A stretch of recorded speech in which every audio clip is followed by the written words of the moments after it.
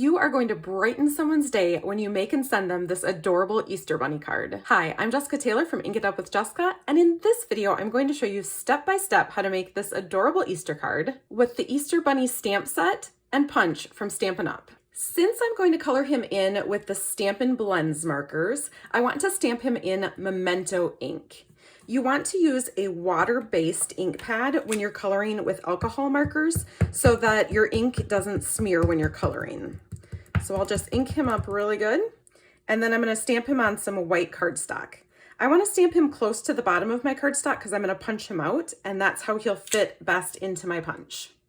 I'm going to let that ink soak in for at least 30 seconds before I color him in to make sure that it's really set and won't smear. You may want to stamp and color a whole bunch of bunnies at a time so that you can make multiple cards. The Stampin' Blends markers from Stampin' Up! Come in 2 packs so that you get a light and a dark shade of the same color. I'm going to be using Crumb Cake for the bunny, and then I've just taken my dark pink, petal pink Stampin' Blend so that I can color in the ear and the nose. The blends markers also have 2 ends. One is more of a bullet point, and the other is a brush tip. I tend to prefer the brush tip. It's really personal preference, I think. Now my light Crumb Cake Stampin' Blend marker is starting to get dry because this is actually the color that I use the most of my Stampin' Blend markers. So you can kind of see that it's not getting a full coverage, maybe like I would normally want it to. I really liked how my bunny turned out anyway. So even though I did order a new pack of Crumb Cake blends, I think this one still works just fine. So I'm just going to kind of color in most of the bunny. Sometimes I turn my cardstock so that I can get a better angle. And sometimes you might want to switch to the other end of your marker. But I'm just laying down a base here with the light Crumb Cake.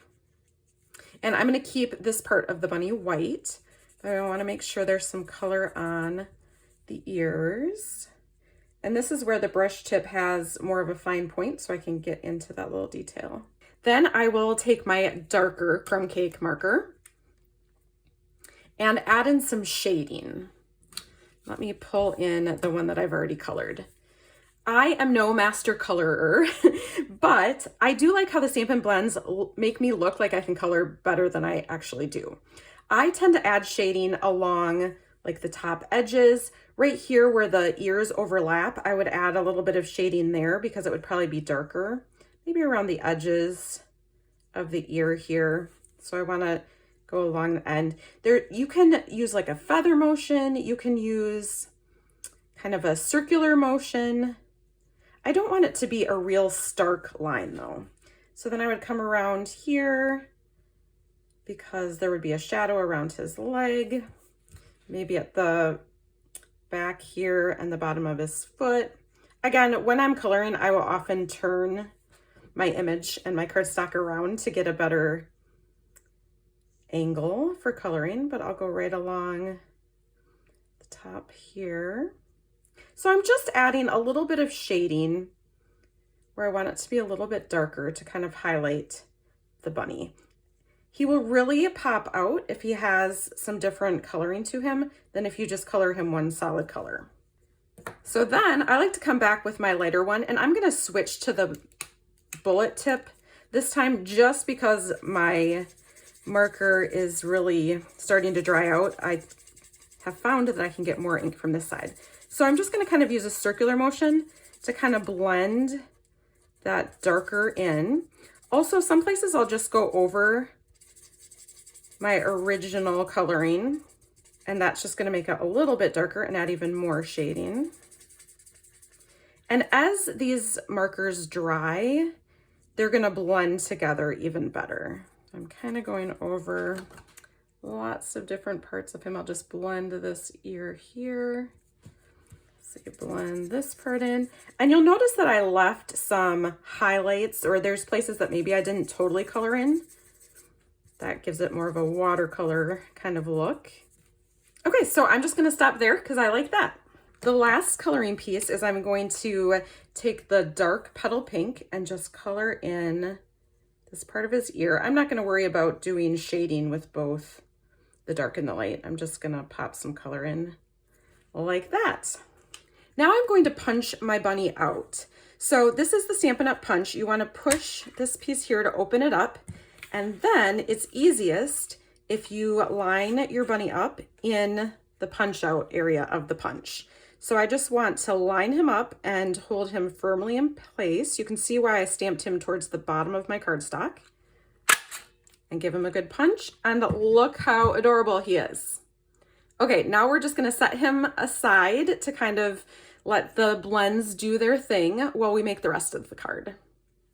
My card base is 5.5 inches by 8.5 inches of balmy blue cardstock, and I have scored it at 4.25 inches. I'm just gonna fold it in half, line up the edges, and then give it a good crease with my bone folder. You might want to watch my video about how to fold straight card bases, and I will link that here for you. Next, we're going to emboss this 4-inch by 5.25-inch piece of crumb cake cardstock with the Cane Weave 3D embossing folder. In our Stampin' Cut and Emboss machine, we're going to use the #1 platform, and then we're going to put our paper into the folder. I like to use this line on top to line my cardstock up, especially with this kind of pattern where it's obvious lines. I don't want it to be crooked, so I will just line that up so I get a straight embossed image. Now, there is much debate on whether you put the open end of the folder or the closed end of the folder in first. It's actually recommended that you put this side in first, but I have always put my open end in first, and I have never had any problems. I just feel like it grips my paper better, and sometimes when I put this end in first, it kind of pushes my paper out of the folder. So this is the way I do it. I've never had any problems. It's personal preference. Do whichever way works better for you. So folder with the paper in it, and then I'm gonna put a #4 right on top of that. And we'll just run that through to emboss. And we have a basket weave that is perfect for an Easter card. Next, we're going to stamp Happy Easter with the balmy blue ink. So I'll open up my ink pad, grab some white paper, ink that up, and then I'll just stamp it on here. I want to make sure I have enough room to cut it out with that die. So next we'll cut that out with a banner die from the Stylish Shapes dies, and then also I'm going to cut a circle out of the balmy blue gingham paper from the Country Gingham Paper Pack. For die cutting with the Stampin' Cut and Emboss machine, I'm going to use the #1 platform, the #2, a #3, and then I will put my stamped Easter greeting down. And from the Stylish Shapes dies, this is the one that I'm going to use. So the second largest banner die like that. So I'm just going to center that around my Happy Easter.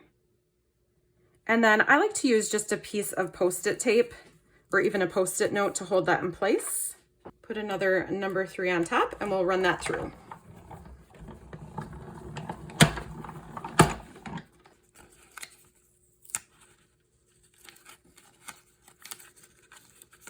So there is my Easter greeting. I'm going to use the same sandwich, 1, 2, 3, some of that balmy blue gingham paper. And then I'll pick the largest circle from this die set,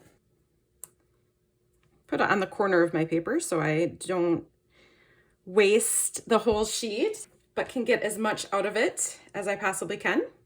And then I'll put another #3 on top and run that through.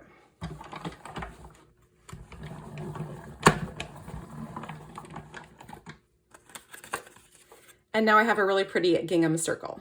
Okay, so now we assemble. I'm gonna start by taping the embossed background piece to my card base, and I like to use the Stampin' Seal for this. I am a huge fan of double-sided tape. I tend to make a mess with any kind of glue, so I usually stick to double-sided tape, and I like the Stampin' Seal because it's strong enough that when you use it on your embossed cardstock, because this makes it kind of, it's so strong it sometimes pulls up the paper a little bit, but because this is embossed, it has where the tape is not going to catch every indent. And so it's strong enough though that this is going to hold it on the front of my card. So I'm just going to center that on the front. And then I want to press it down really good all around the edges and make sure that it's really on there good. Next, I'm going to add some tape to the back of my circle. Once again, the Stampin' Seal is really going to help the circle stick to my embossed paper. Make sure I get it kind of on the edges. And then I will put this towards the top, but also centered that way. And once I have it where I want it, I'll really press it down to make sure the tape sticks. And then for the final piece here, I'll add some Stampin' Seal to the back of this. Then we can add that cute bunny and give him the fluffy cotton tail. So I'm just centering that below my circle. And then we'll make sure that's really good on there. I wanted to pop my bunny up a bit, so I used Stampin' Dimensionals on the back of him. So we'll just flip him over and add a few dimensionals to really pop him up. Sometimes when you have smaller areas, you might want to use the mini dimensionals, like on his ears here. And we'll just put one more right there. I like to make sure he really stays popped up. So we shall go like that. If you have a hard time getting the backings off of your Stampin' Dimensionals, just push your finger in the middle and they will pop right up. Just makes the edges pop up so they're easy to get off. And then we'll center him right in the middle of our gingham circle. He is so adorable. You'll see that this bunny ended up being darker than this one. I think it's mostly because my Stampin' Blend marker is running out of ink, but both ways, super cute. So then to add this cute little tail, I'm just gonna take a cotton ball and tear a little piece off that is just the right amount for his tail.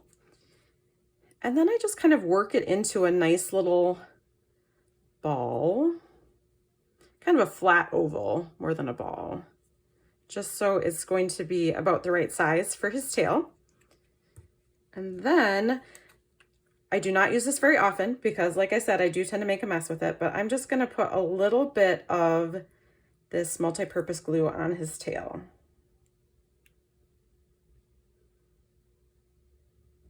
Rub it around a little bit. And then I'll pop his tail right in there. Kind of push it down. And how adorable is that? If you like this video, please give it a thumbs up and be sure to subscribe for more card making videos. Thanks so much for watching.